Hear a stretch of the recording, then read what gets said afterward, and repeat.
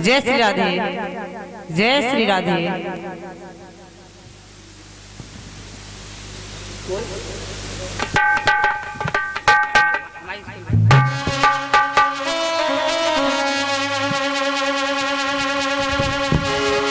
हरि हरि ओम, हरि हरि ओम, हरि हरि ओम। ध्यान मूलम गुरुर्मूर्ति,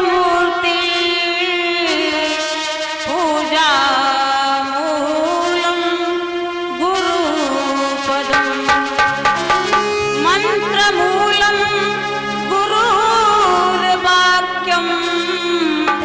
मोक्षमूलं गुरुकृपा। अखण्डमण्डलाकारं व्याप्तं येन चराचरं, तत्पदं दर्शितं येन तस्मै श्रीगुरवे नमः। श्रीगंगा तरंगरमणि जटाकलापं, गौरी निरंतर विभूषित वामभागं, नारायण प्रिय मनंग मदापहारं, वाराणसीपुरपतिं भज विश्वनाथं। लोकाभिरामं रणरङ्गधीरं, राजीवनेत्रं शरणं प्रपद्ये। कारुण्यरूपं करुणाकरन्तं, श्रीरामचन्द्रं शरणं प्रपद्ये। मन में रोगी रमी धरो, श्री राधा जू के पास। प्रेम ब्याज इतनो बढ़ो, अब नहीं छूटने की आस। राम कथा के रसिक तुम, भक्ति रास मत धीर। आए सो आसन बैठियो, तेज पुंज महावीर। आए सो हृदय विराजियो, पवन पुत्र महावीर। राम कथा के रसिक तुम, राम कथा जहाँ कहूँ चले, और तहाँ तहाँ पवन कुमार। सर पे अंजुल धर सुनहे, बहत नयन जलधार। बोलिए बजरंगबली महाराज की, शंकर भगवान की, वृंदावन बिहारी लाल की, श्रीमद् भागवत महापुराण की। आइएगा, बड़े ही अहोभाग्य हैं जो हमें और आपको भगवान का सत्संग करने का अवसर प्राप्त हुआ है। जब तक जिंदगी रहती है, मनुष्य अपने कामों में व्यस्त रहता है, लेकिन कुछ पल कुछ क्षण परमात्मा के चरणों के लिए निकालने चाहिए, क्योंकि मुक्ति का मार्ग एक ही है। और उस परमात्मा के लिए कुछ क्षण जरूर निकालने चाहिए। और हमारे मोहल्ला अग्रवाल निवासी, जहां तक हमारी आवाज पहुंच रही हो, सभी लोगों से विनम्र निवेदन है, ठाकुर जी के प्रांगण में भगवान भोलेनाथ के सानिध्य में कथा श्रवण करें और सत्संग में भाग लें, अपने मानव जीवन को धन्य एवं कृतार्थ बनाएं। सारे काम जीवन में लगे रहेंगे और साथ साथ प्रभु का गुणगान करना भी आवश्यक है। आइएगा, चलेंगे माता सरस्वती के चरणों में।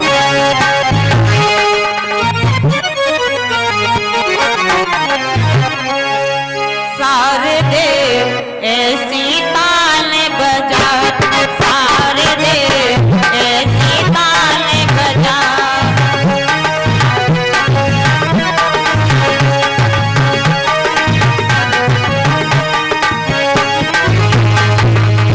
ऐसी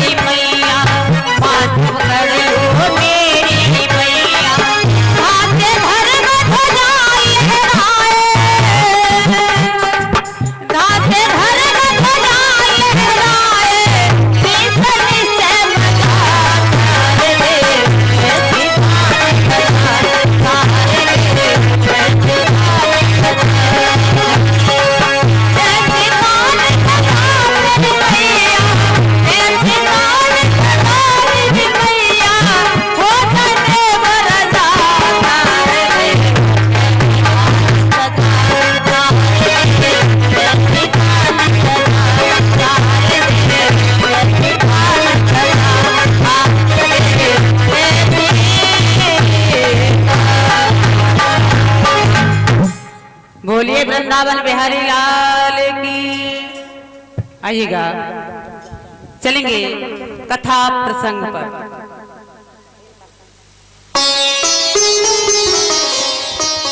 आप सभी लोग कल हमारी बहन जी शशि शास्त्री के द्वारा चंद्रवंश की 10वीं स्कंद की कथा श्रवण कर रहे थे, जिसमें भगवान कन्हैया का बाल रूप में जन्म हुआ।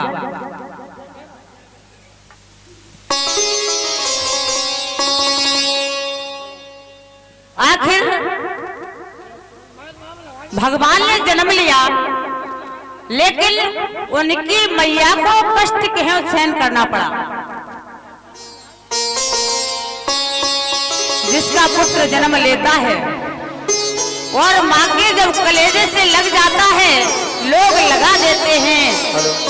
और माँ उस लाल को इतना लाड़ देती है, प्यार करती है, दुलार देती है, उसकी सारी पीड़ाएं खत्म हो जाती हैं। लेकिन ऐसा देवकी को सहन क्यों करना पड़ा? इसका एक कारण है। जिस समय त्रेता युग में भगवान श्री राम जी को माता कैकेयी ने 14 वर्ष वन में भेजा, और जब 14 वर्ष वनवास रहकर भगवान श्री राम वापस आते हैं, तो सबसे पहले माता कैकेयी से मिले। कैकेयी ने जब राम जी को देखा तो कैकेयी बड़ी उदास हुई, शर्मिंदगी महसूस हुई कि मैंने जिस पुत्र को वन में भेजा, आज वही लाल मेरे पास आया है, अपनी मां कौशल्या के पास नहीं पहुंचा।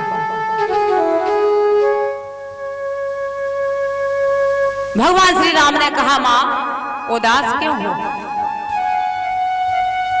कहो और क्या कहना चाहती हो, और कुछ मांगना हो तो मांग लो। मैया कैकेयी ने कहा, नहीं राम, मैं मांगना नहीं चाहती हूँ। मुझ जैसी दुर्भाग्यनी माँ भला और कौन हो सकती है, जिसने अपने लाल को वन में भेजा।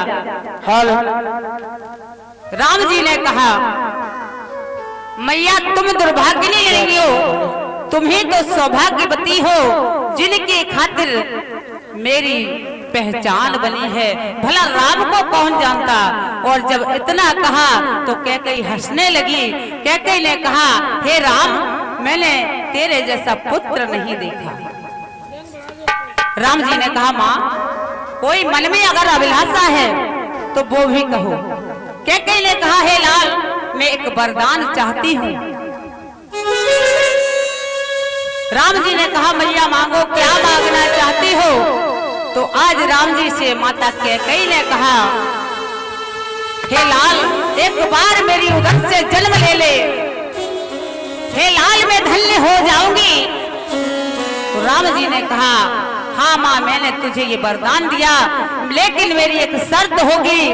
द्वापर युग में तुम देवकी बनोगी और हमारे पिता वसुदेव जी बनेंगे। हम जेल के अंदर जन्म लेंगे, और लेकिन जो पीड़ा मेरी माता कौशल्या को सहन करनी पड़ी है, वही आपको पीड़ा सहन करनी पड़ेगी। कहा, क्या कौन सी पीड़ा है? तो आज राम जी ने कहा, मैं अपनी माता यशोदा का दुग्ध पान करूंगा। जो कौशल्या मैया है वो यशोदा के रूप में आएंगी, और उन्हीं का दुग्ध स्तनपान करूंगा, उन्हीं के आंगन में बाल लीलाएं खेलूंगा। हे माँ, मैं तेरे उदर से जन्म लूंगा, लेकिन ये मेरी शर्त है। तो कैकेयी ने इस बात को मानते हुए हाँ कह दिया। तो आज राम जी देवकी माता के उदर से बाल रूप में कृष्ण बनकर जन्म लेते हैं। जन्म हुआ, कंस ने अपने पहरेदारों को भेजा। दौड़ते हुए जब पहरेदार पहुंचे, लेकिन रात में ही वसुदेव जी गोकुल में नंद भवन में छोड़कर आते हैं। जो हमारी बहन जी के मुखारबिंद से आप लोगों ने कल कथा श्रवण की। लेकिन मैया यशोदा के पास में कन्या लेटी हुई थी। उस कन्या को लेकर जब आए जेल में, वैसे ही ताले बंद हो जाते हैं, पहरेदार जाग गए। कन्या का जैसे ही रोना धोना शुरू हुआ, एकदम से पहरेदार जाग जाते हैं। काल ने जन्म ले लिया है महाराज। एकदम से कंस भागा, गोद में कन्या को ले लिया। देवकी ने कहा भैया ये तो बेटी है, बेटा नहीं है, ये भला तुम्हारा काल कैसे हो सकती है? एक बार के लिए मन में विचार किया, बात तो सही है, कन्या का पाप लगता है। छोड़ के चला जाता है। फिर मन में विचार आया, कहीं ऐसा ना हो इसका पति या इसका पुत्र मेरा काल न बन जाए। लौट कर फिर वापस आ जाता है और गोद में कन्या को ले लिया और जाकर चट्टान पर जैसे ही पटका, वो कन्या अष्टभुजाधारी देवी बनकर आसमान में विराजमान हो जाती है। बिजली कड़कने लगी, हे नीच, हे पापी कंस, ये तू क्या कर रहा है? तेरा तो मारने वाला गोकुल में पैदा हो चुका है, उसे यदुवंशी पाल रहे हैं और क्या कहने लगे? अरे कन्या कंस पटक भूमारी, कन्या उड़े आकाश से धारी, कन्या कंस पटक भूमारी, कन्या उड़े आकाश से धारी। सुले पापी यदुकुल में सुले पापी यदुकुल में पहुंच गया काल तेरा, गोकुल में पहुंच गया काल तेरा। कन्या कंस पटक भूमारी, कन्या उड़े आकाश से धारी, कन्या कंस पटक भूमारी, कन्या उड़े आकाश से धारी। सुले पापी यदुकुल में कंस तू, सुले पापी यदुकुल में पहुंच गया काल तेरा, गोकुल में पहुंच गया काल तेरा।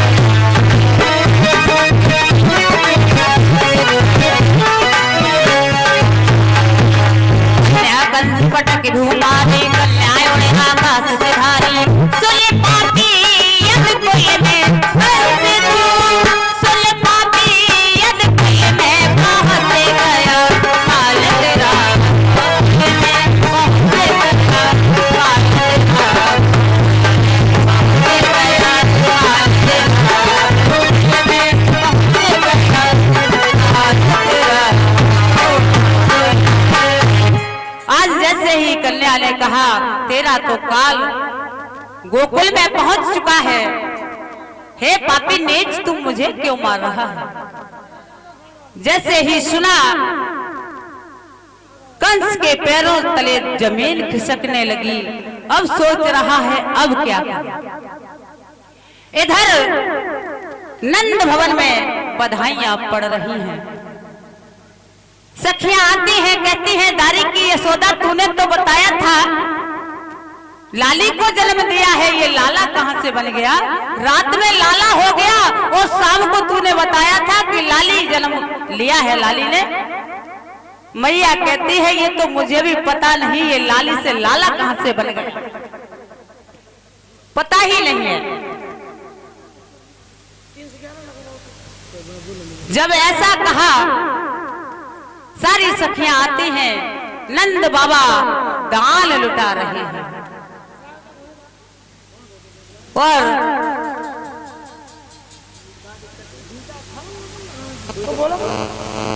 अरे सारे मोहल्ले में हल्ला हो गया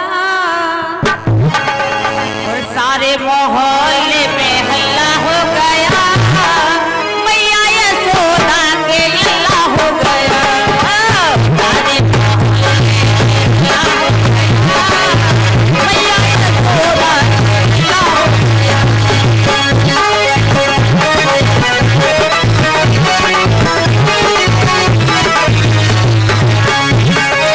सारे मोहल्ले में हल्ला हो गया। मैया यशोदा के लल्ला हो गया।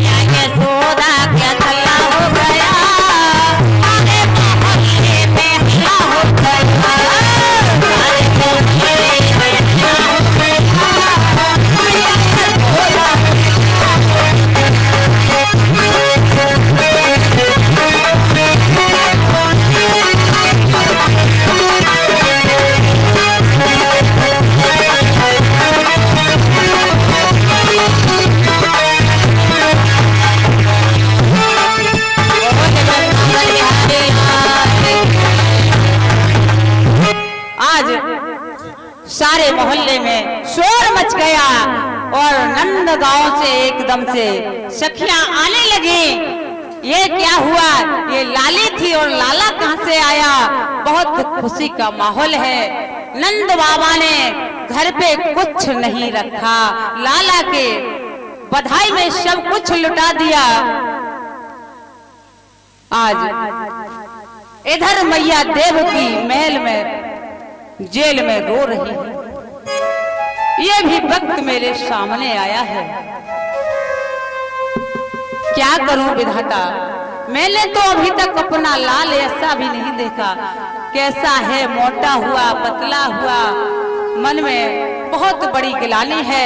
वसुदेव जी समझा रहे हैं, देव की बिलास करती हैं और कहती हैं मेरा लाल पता नहीं कहाँ है और किस हाल में होगा। पापी कंस ने कुछ करा तो नहीं दिया। आज देवकी रो रही है। फिर तुझको खिलाना चाहा लेकिन खिला न पाए। तुझको खिलाना चाहा लेकिन खिला न पाए।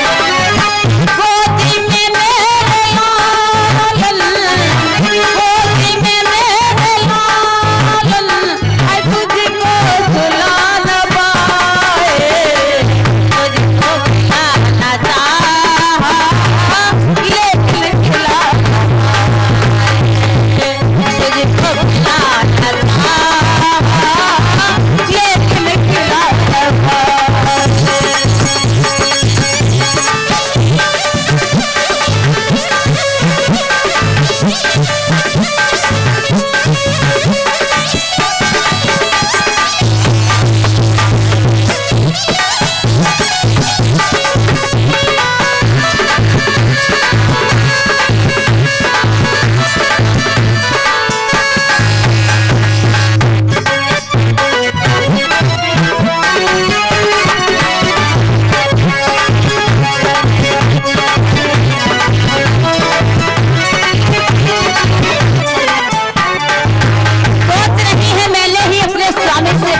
गोकुल में ले जाओ कन्हैया को।